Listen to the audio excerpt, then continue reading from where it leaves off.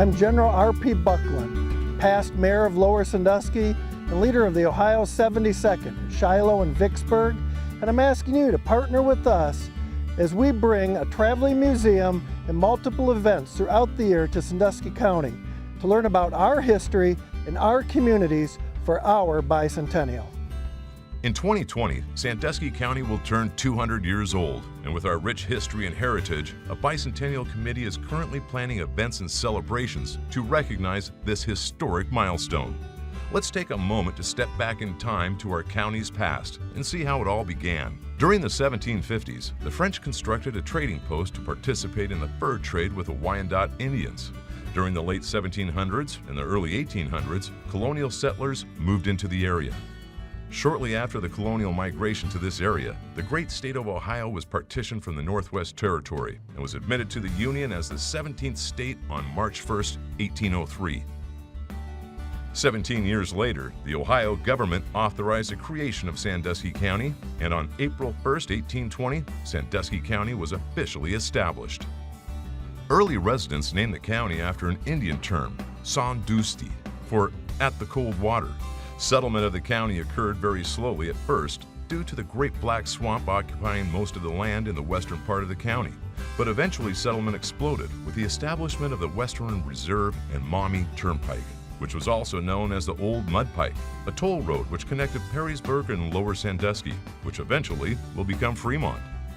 This early road was instrumental in helping our young county grow and led to the establishment of Woodville, one of the small towns that formed between these two locations. The area was first settled by the Native Americans and then the fur traders, and then the establishment of Fort Stephenson, and then came the early pioneer life as our history was cut out of the wilderness.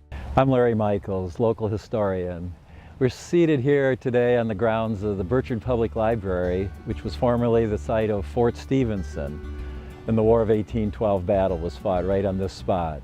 And talking about the early names of Fremont, a few years after the battle, the east side of the Sandusky River was platted out as Crogansville, and the west side was platted out as, in the year following, in 1817, as Sandusky.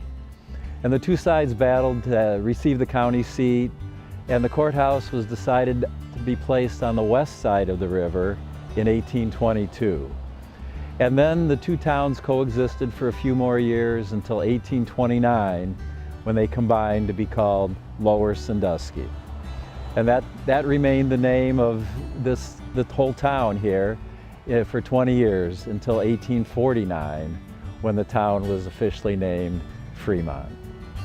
During the War of 1812, the United States Army built an important American military post known as Fort Stephenson in an area named Sandusky, and Major George Croghan defeated the advancing British and Indian forces during a historic battle that was a turning point for the Americans in the War of 1812. On the east side of the Sandusky River, a town was forming known as Crogansville, and eventually the Sandusky and the Crogansville combined and the name was changed to Lower Sandusky.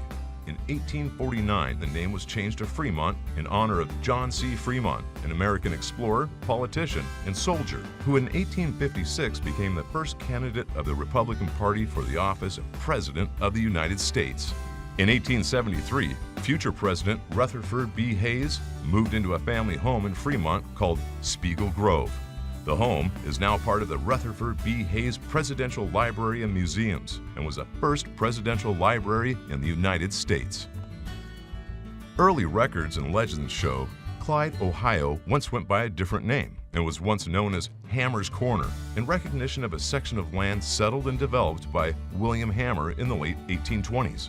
Many made their home in what had now become Clyde, including General James B. McPherson, a well-known Civil War general. The Green Springs area was originally inhabited by the Seneca Indians, but in 1830, the Seneca were forced to move to reservations in the west because of a policy of Indian removal developed by the administration of Andrew Jackson. In 1831, Jacob Stem, the founder of Green Springs, bought the land from the government. He purchased about 1,200 acres within Sandusky and Seneca counties, including the Sulphur Spring. The village was originally called Stemtown, named after the founder.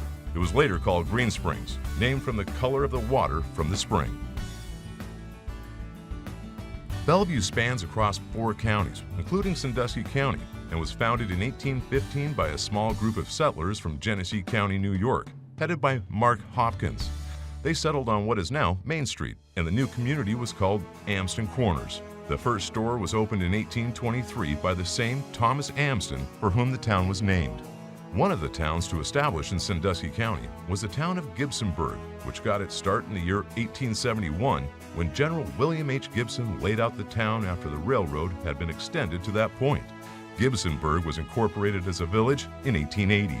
For more information on upcoming bicentennial events or to make a contribution to help make this historic year a success, visit our website at bicentennial2020.org or find us on Facebook at Sandusky County Bicentennial. In 2020, Sandusky County will be 200 years old.